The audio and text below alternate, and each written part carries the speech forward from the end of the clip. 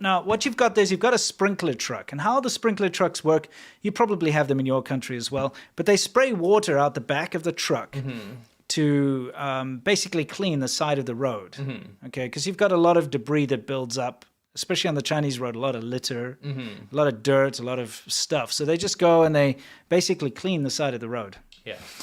But for whatever reason, I guess the sprinkler stopped working or something. They actually got a guy to manually, with a hose, run after the truck, hosing down the side of the road. Why? Well, Why? I like I like that. like, Wait, can we pause it on that? Sure. I'll go back. He like rides over the thing, right? There's a guy on a scooter. Watch what he does.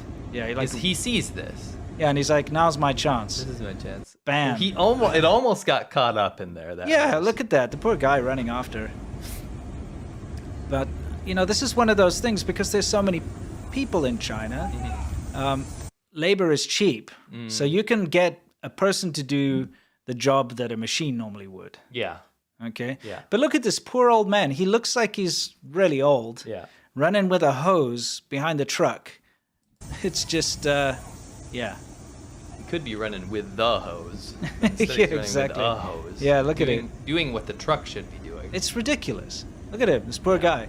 So anyway, apparently this post went a little viral, and the sanitation department of that city said, "Well, we're looking into it." Is that what they said? Yeah. I'm actually surprised there's a response. Yeah, me too. But they said they're looking into it. Shocking. Yeah, they're looking. I mean, yeah. I don't think. Anyway, let's move on. We've talked about this a few times. This is not funny. No, in China, the police hate motorcycles. It's something we came across a lot because we used to ride motorcycles. So we're kind of experts in this way. We used to ride through the entire country. Yep. And it's strange how they just suddenly outlaw motorcycles in certain cities. And they'll just do it overnight. Even if you're legit, even if you're 100% registered and insured and everything, they'll just be like, well, you can't ride motorcycles in the city center anymore, or you can't ride motorcycles in this town or city anymore, period. Yes. It is kind of an overnight thing.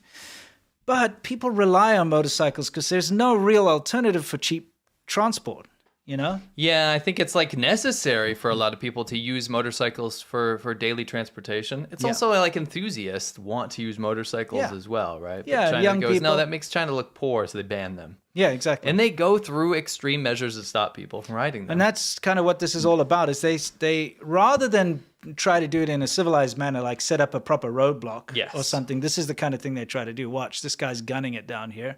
The cop wants to stop him. Threw a nightstick at him, a PR-24. Look at that. Like, what the heck? You would have killed him. If that actually made contact with the guy, he would have died. Like, what is your goal here? Yeah.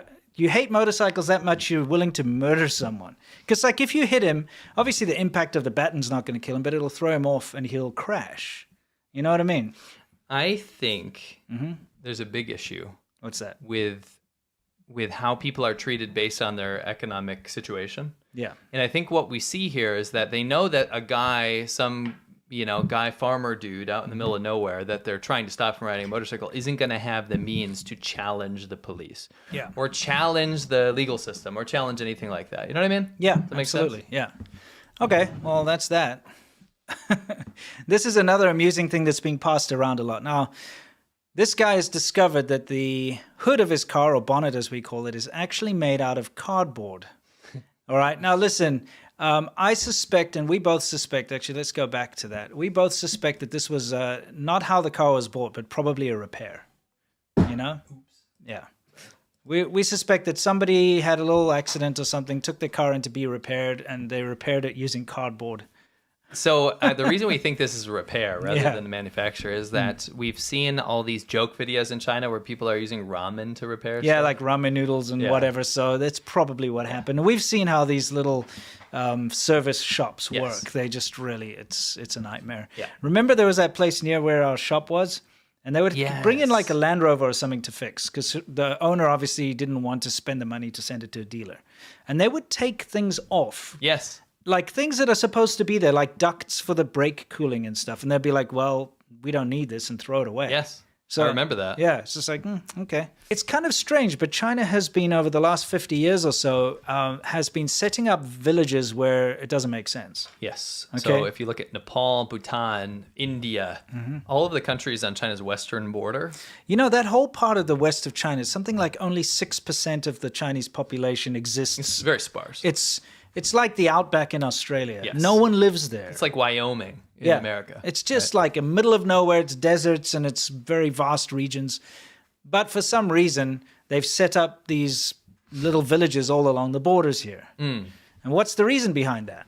Well, so what they're doing right now, despite the government saying that they will never take an inch of land, in fact, I think Victor said that in that interview, and they'll never take an inch of land, right? No, they'll never give up an inch. Give up an inch of land, right? They'll take plenty of inches, right? Oh, they'll take lots. They'll take lots of inches. They'll much take more than miles inches. of They'll land. Take miles, right? So what they've been doing is salami slicing their way from Western China, kind of like what they do in the South China Sea, pushing their way down. Yeah. They're salami slicing and putting villages into places where there really wasn't anything there in other countries' territory, and saying, "Oh no, this is the new area of our border." Yeah, now. it's like, oh, that's existed. China's owned that land. And it's pretty deep into some of these places. This isn't like just right over. Like they're pretty far in.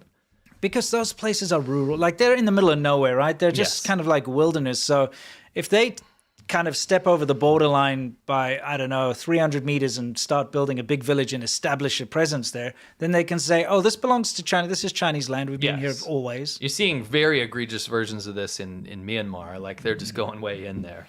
Yeah. They've taken a swath of Myanmar at this point with the Wa state. Anyway, you can see some of these satellite images of these areas. Yeah, they set up, and even in like, if there were like a small minority, if there was a small minority presence in the area, they set up these villages and ship a bunch of the majority Han people there to basically take over. You know. That's right. So it's kind of what's been going on. That's right. I don't know. I love you, love you, love you. I love you, love you, love you. He's like stumbling around Wobbling. the Nazi insignia. They love that too. It's like, dude, you probably shouldn't have that on your car. It's so bad. It's literally like if you took confetti and threw it at someone. I feel like it's aimed specifically at Chinese women of a certain age. You're so right, dude. really, really, really want to play in China. Please, we love China, please. Yeah. Oh. This is fried squid and savory items with Oreos in the crust. I just can't find a sandwich. What the hell? It's like you almost want to like commit suicide or something at that point because you can't find a freaking sandwich.